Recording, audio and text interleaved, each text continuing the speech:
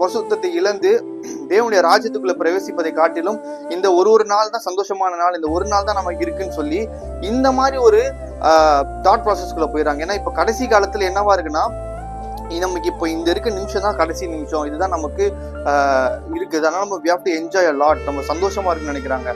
நாம சந்தோஷமா இருக்கணும்ன்றது தேவன் என்னைக்குமே விரும்புறாரு. கர்த்தருக்குள்ள சந்தோஷமா மகிழ்ச்சியா இருக்கணும்.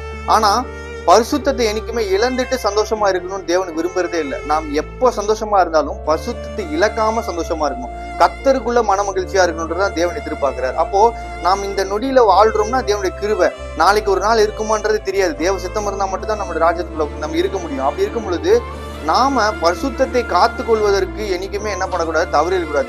இதைதான் என்ன பண்றாங்கன்னா பிசாசு இந்த மாதிரி நிறைய இன்ஃப்ளூயன்ஸான டாக்ஸ் எல்லாம் வச்சு இது மோட்டிவேஷனல் டாக்ஸ் மாதிரி கொண்டு போய் பிசாசு என்ன பண்றான்னா அநேக கலைகளை விதைத்து கொண்டு வருகிறான். கோதுமையை தேவன் ஒரு சில விதைச்சிட்டு